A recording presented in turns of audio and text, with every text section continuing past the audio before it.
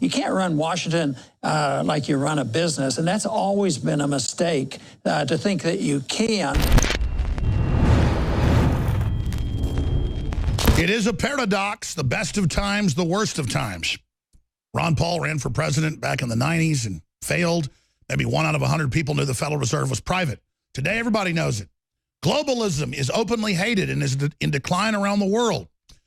But the problem is we're still left with the same old corrupt political systems. And I had really hoped that Trump would be a paragon of true liberty.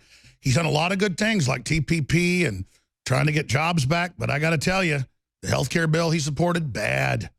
This new spending bill, bad. A lot of the things he's doing, going after Julian Assange, when he said, Julian, release it all. If we were going to indict Julian Assange, who's a hero, or Snowden, who I think is a hero, then we've got to have Trump call for his own indictment. And somebody who's really been warning of that is former Congressman and, of course, medical doctor Ron Paul, who is undoubtedly the greatest living granddaddy of the liberty movement worldwide that we see just exploding. So, again, a lot of good things happening, a lot of bad things happening. But the fact that even Trump would get elected as a patriot, as a nationalist, as kind of a libertarian, whether he ends up delivering on that or not, it shows how far we've come. But as Ron Paul always said, he had some chances to win the presidency. He was leading in many states. He said, when I get in, I'm not going to be a dictator. I can't fix it all. It's a cultural thing. But I think we've hit bottom. I think we're coming back. Maybe I'm wrong. We'll see what Ron Paul, with his great Liberty Report, reaching millions every day on radio and TV, joining us from Houston. What do you make of Donald Trump so far? It does appear that he's really starting to go off track of what he said he was going to do. Well, I think people are starting to recognize that now. Our biggest problem in evaluating Trump is we don't know what he'll say tomorrow or the day before yesterday because it's back and forth. You know, we sort of liked him before he was elected because searching for things that I liked the fact that he thought we ought to be more reasonable dealing with Russia. And then he changed all of a sudden, but just recently again, he's talking about, hey, we better lay off Russia. So it's this lack of understanding of what his real policies are means that the unpredictability of this is very disturbing. We ought to at least know where people stand. Well, I agree. You wrote on your Liberty Report last week about, you know, here's President Trump saying, I love WikiLeaks, give him a medal, and then now he's saying arrest WikiLeaks. I mean, that is a real betrayal when WikiLeaks was exposing criminal activity. There's your headline, Candidate Trump, I love WikiLeaks, President Trump, arrest Assange. Trump claims he's all about loyalty, and I've seen that in his past. Do you think the deep state has gotten to him? Oh, you know, it's hard for me to figure out. We can say what he has done, but we can't really read his mind on what's going on. I don't think he approaches things, as so many of us try to do, from a philosophic principle. I think his principle is pragmatism and do what you have to do or whatever crosses your mind at the moment. But it would be very, very disappointing if he was calling everybody's bluff, that he was saying everything intentionally. Oh, I'm going to get in office and I'm going to be the best neocon ever. You know, this sort of thing. That would be the most distasteful. The best excuse I can give him is that he doesn't come from a firm set of principles, and then he does yield to the political pressures because he does express things like, oh, I didn't know this was so complicated. And it is true. He didn't know too much about how things worked in Washington. And you can't run Washington like you run a business. And that's always been a mistake, to think that you can. Because it isn't a business. You can't, businesses are run efficiently and governments are inefficient, and that is the reason you want very little government, because they can't manage health care. It isn't the mismanagement, it's the fact that they're trying to manage health care. So that's the way it is with government, and now he's recognized this, and he can't bully his way through that and just say, I am the boss, you know, and this is what's going to happen. There are too many everybody's in Washington thinks they're the boss, and they like to play this game, and they don't come from the position of what we really want is a lot less government. So when he talks about draining the swamp, some of us have in our minds, oh, that means he's going to have a lot less, government spending. But the spending, it's the same old stuff. The spending is going to go up, and the militarism is going to go up. So, and our First Amendments are going to be attacked, and Planned Parenthood's going to get their money plus a little. So that has to be discouraging to a lot of people who had supported Trump. So the swamp really isn't getting drained. I mean, I guess it's getting drained a little bit. What's happening is Trump's getting drained. Yeah, I think so. I mean, there's a bit of realism there for him. But I think, you know, it was unrealistic to say that, you know, just look at me and I can do this, this, this. I mean, there was a lot of positive things, but people wanted the positive things. You know, one of the characteristics of Ronald Reagan was that people saw him as being very positive and not talking about the problems. Sometimes what I'm amazed at is over the years, I've talked about all the problems, and I feel like, oh, I'm too negative. But the one thing is so many young people, if they listen to our message and you come up with just a hint, this doesn't have to be this way. There are an answer.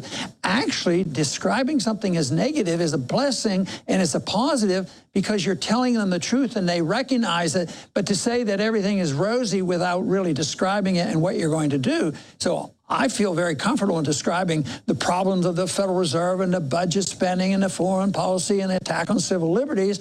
But then to come up with the answer, which is a constitutional answer, as well as an answer that is embedded with the principles of liberty, and that if you're looking for peace and prosperity, you go in that direction. So it's a very positive message. And I think you've recognized this over the year, that people like to hear that.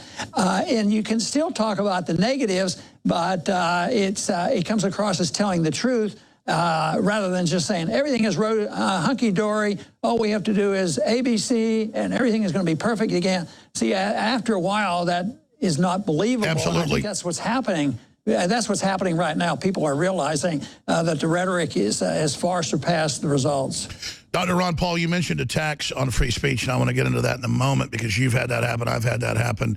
But I happen to know the president does respect you. He says he respects you. He's getting along with Rand now and is hopefully listening to him about getting a better bill to replace Obamacare, not just have Obamacare light. So it's good to see Rand, who I think is the best senator in Congress. Matt Drudge agrees with that, and obviously met with him a month ago or so and said he is the best senator. Obviously from your tutelage and his own research in life, he does have the grasp on that. I would hope that the president would get closer to Rand and you know, obviously get more of his advice because your son is more of a purist Americana. But separately from that, just spend a few minutes on advice to the president, because I know he does actually tune into the show. He does actually crave what the public thinks. He respects you. Just spend a few minutes on what you would you know, say to the president. Well, of course, you know, if you're not invited, it doesn't do much good. But I can try to accommodate what you're saying. But it's very rare that people in Washington really want your advice. I was always told is study hard, understand it, present your case, and somebody will come to you, and there will be a job for you, and you present your case. And on a few occasions in Washington, I had other members come up that were very serious, you know, and they did a bit of a conversion, you know, say on foreign policy or something. So that is always possible. But to just decide you're going to advise somebody, it's not real practical. They're not going to pay a lot of attention. But indeed, sure. What should Trump do then? I mean, he does listen to you. He says he respects you. He's tweeted that. I mean, he will listen to you. I mean, what do you think Trump's done good? What's he done bad? Well, I think he's backed down on, you know, the spending and all. And if my advice would be, let the Congress go ahead and pass these bills. Tell them what you want, let them pass it, and then veto the bill. You know, but try not to be flip-flopping all over the place. You know, some of us really want him to do what he claimed he was going to do. But, you know, when I look at it, then all of a sudden I see, well, all the presidents said in recent years, the one that is a little less militant is usually the one that wins the election, and Trump was less militant. So I would say work toward consistency and get rid of the flip-flopping, and if you believe in less government, stick to that. But you can't pretend to hold on to people who want less government, and you're increasing the budget, and you spend more money and say you want to spend it on such and such. Oh, well, we'll give you that. Well, let me ask you this then. Where do you think it's going? Because he did some good things like TPP and a lot of other things, but then suddenly it seemed by day 70 really went off trajectory.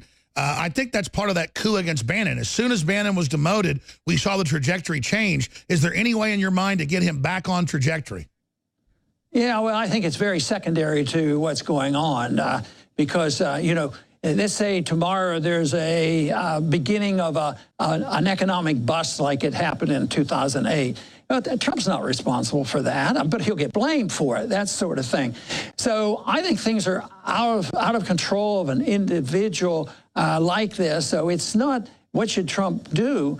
The country is bankrupt, and doing what they're doing, the establishment, Republicans and Democrats, I mean, they have always gotten together with these omnibus bills and these continuing resolutions, and they always spend more money. They endorse intervention overseas. They endorse the financial system, the Federal Reserve.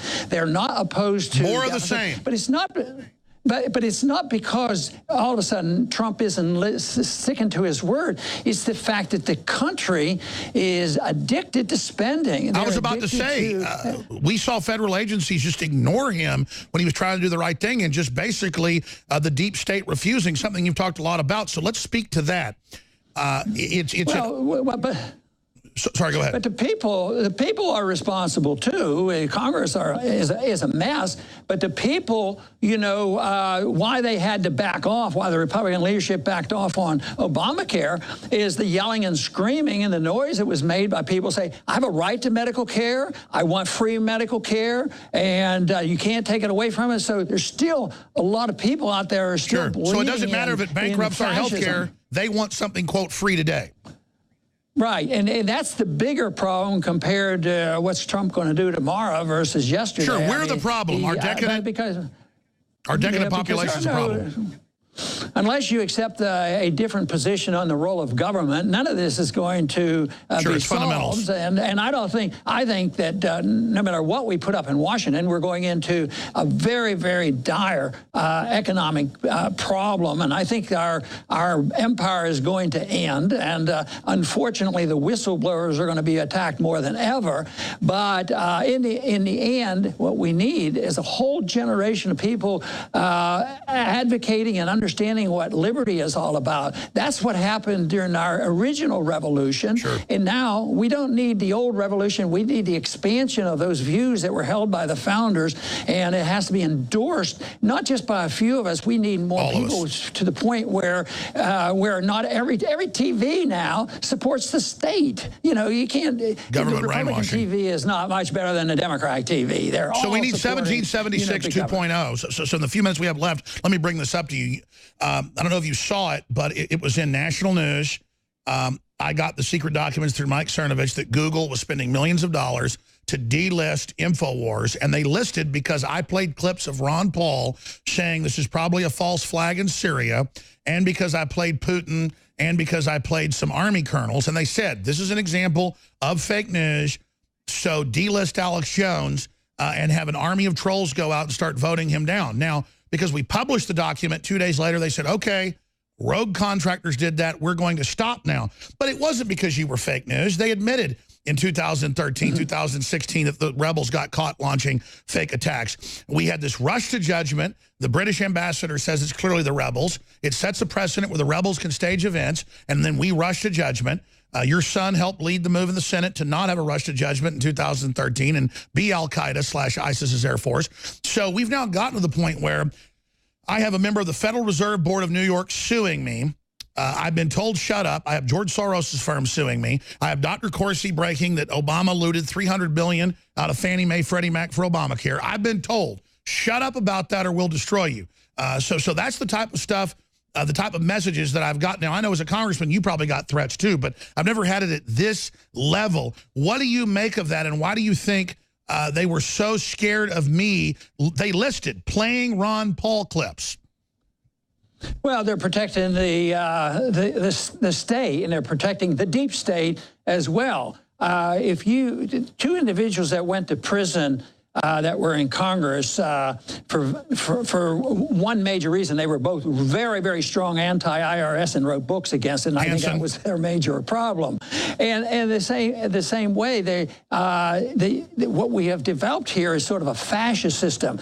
You know, the government doesn't own Google and all this social media, but they have control over it, and they've sold out to the government because they're collecting all the information. And the government doesn't collect this, but if we need it, Google will give it to us, and all these Facebook, they'll give it to them because they're exempt from any liability. The Congress gave them the exemption that you can't go in this. If somebody in social media has turned over your information, they're not liable. But the Congress gave them that. So it's a mixture of big business and big government, and it's a terrible thing. And there's big money involved. It has nothing to do with helping the poor people or helping the middle class get medical care.